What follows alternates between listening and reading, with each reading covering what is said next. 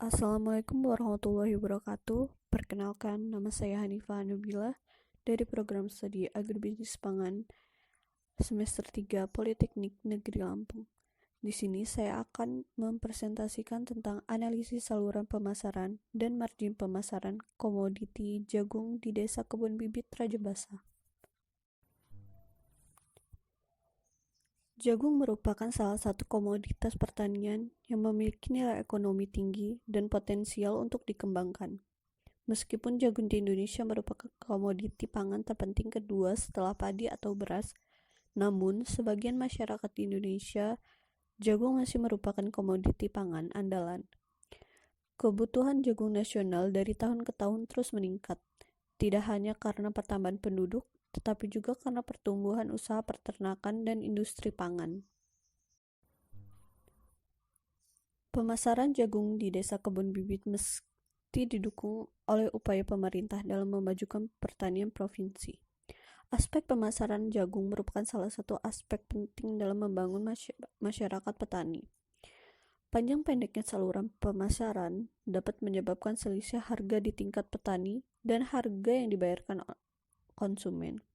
Adanya selisih harga yang relatif tinggi antara harga yang dibayarkan konsumen dengan harga yang diterima produsen menunjukkan tingginya biaya dan keuntungan yang diambil oleh lembaga pemasaran.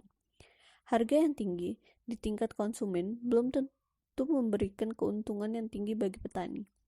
Proses penyampaian produk tersebut oleh produsen atau lembaga pemasaran biasanya disalurkan melalui lebih dari satu saluran pemasaran.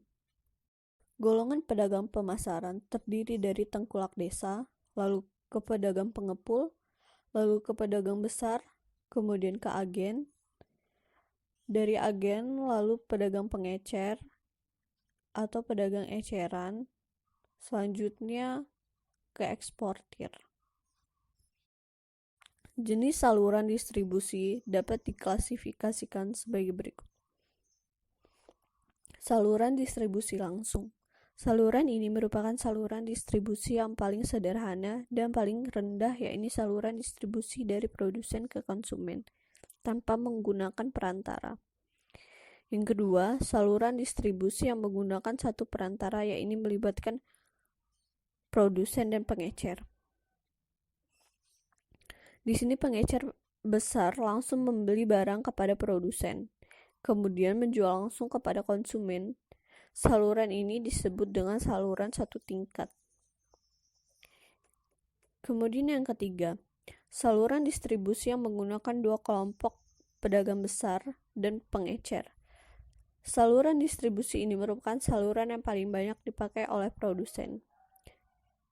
Di sini produsen hanya melayani penjualan dalam jumlah besar kepada pedagang besar saja, tidak menjual kepada pengecer.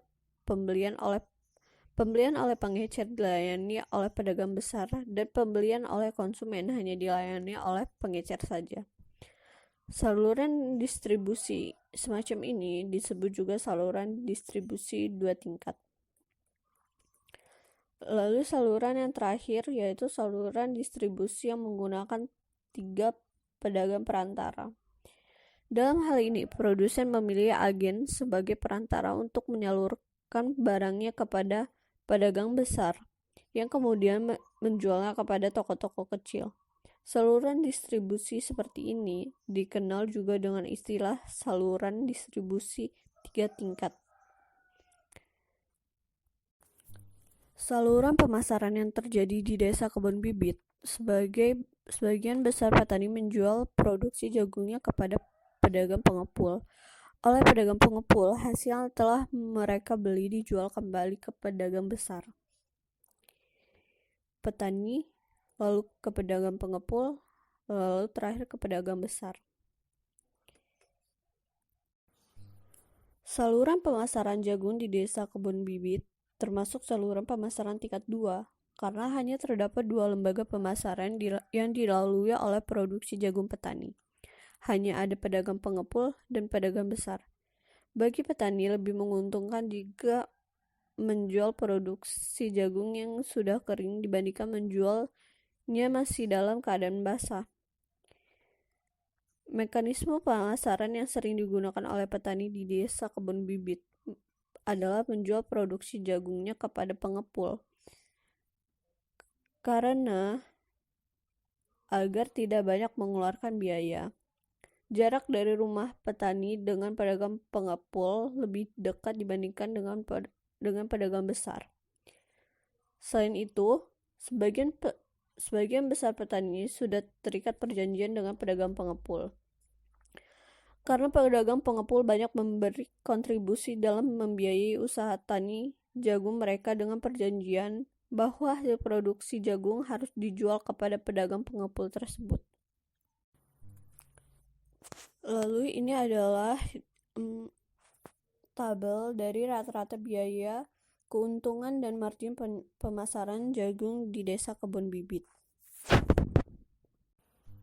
Dapat dilihat dari tabel tersebut, besar margin pemasaran diperoleh dari hasil pengurangan harga jual pedagang pengepul pada pedagang besar dengan harga beli pedagang pengepul pada petani, yaitu 2.700 dikurang 2.330 sama dengan 370. Sedangkan keuntungan pemasaran diperoleh dari hasil margin pemasaran dikurangi dengan total biaya pemasaran, yaitu 370 dikurang 240 sama dengan 130 per kilo. Margin pemasaran di tingkat lembaga pemasaran. Dari data saluran pemasaran di atas, data ini menunjukkan bahwa antara pedagang pengepul dan pedagang besar terdapat margin sebesar 370 rupiah. Sedangkan pengepul membeli hasil produksi jagung dari petani dengan harga 2.330 per kilogram. Kemudian oleh pedagang pengepul dijual ke pedagang besar dengan harga 2.700 per kilogram. Jika petani menjual hasil produksi jagungnya langsung ke pedagang besar, maka petani akan mendapatkan keuntungan yang lebih besar daripada harus menjual hasil produksi jagungnya ke pedagang pengepul. Efisiensi pemasaran. Efisiensi pemasaran akan terjadi apabila biaya pemasaran dapat ditekan sehingga keuntungan pemasaran dapat lebih tinggi. Persentase perbedaan harga yang dibayarkan konsumen dengan harga yang diterima produsen tidak terlalu tinggi. Tersedianya fasilitas fisik pemasaran dan adanya kompetisi pasar yang sehat.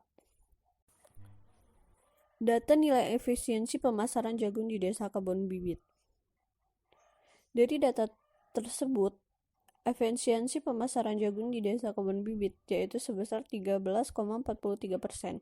Hal ini menunjukkan bahwa saluran pemasaran jagung telah efisien. Efisiennya saluran pemasaran karena saluran pemasaran yang pendek. Saluran pemasaran yang terdapat di desa kebun bibit hanya melibatkan dua lembaga pemasaran, yaitu pedagang pengepul dan pedagang besar. Kesimpulannya, berdasarkan hasil dan pembahasan yang telah diuraikan di atas, terdapat margin sebesar 370 antara pedagang pengepul dan pedagang besar. Pedagang pengepul membeli hasil produksi jagung petani dengan harga 2.330 per kilogram. Kemudian dijual pada pedagang besar dengan harga 2.700 per kilogram. Dan efisiensi saluran pemasaran yaitu 13,43%. Hal ini berarti saluran pemasaran jagung sudah efisien. Sekian presentasi dari saya tentang analisis pemasaran dan margin pemasaran komoditi jagung di desa kebun bibit Raja Basa. Wassalamualaikum warahmatullahi wabarakatuh.